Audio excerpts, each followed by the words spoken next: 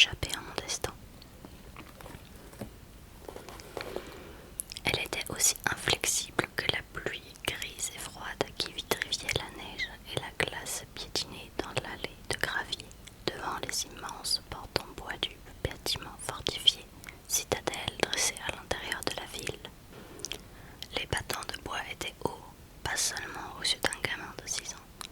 Des géants auraient pu les franchir sans courber la tête, et même le vieil homme, pourtant bien découplé, qui me dominait en paraissait rapetisser.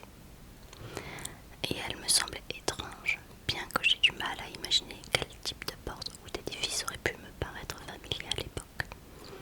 Simplement ces vantaux sculptés, maintenus par des gonds de fer noir décorés d'une tête de cerf et d'un heurtoir en airain luisant. Ces vantaux se situaient en dehors de mon expérience.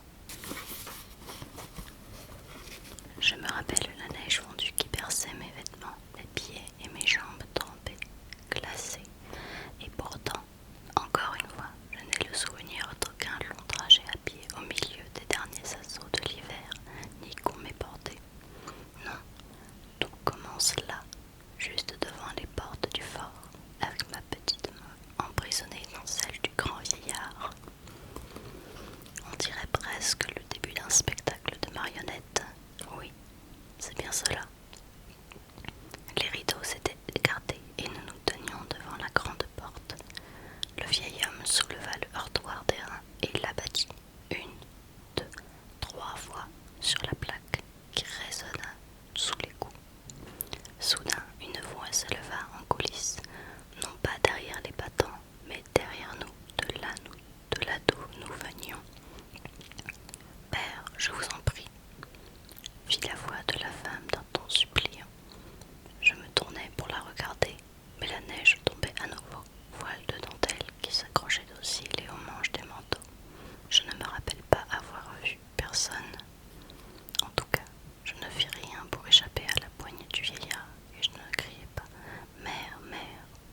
Non, je ne bougeais pas plus qu'un simple spectateur et j'entendis des bruits de bottes à l'intérieur du fort et le loquet de la porte qu'on déverrouillait. La femme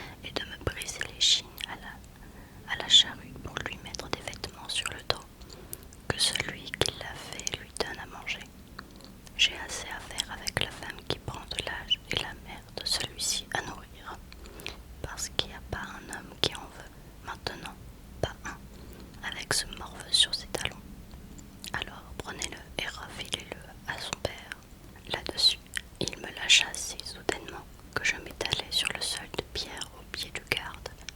Je m'assis, pas trop meurtri pour autant que je m'en souvienne, et je levai le nez pour voir ce qui allait se passer entre les deux hommes.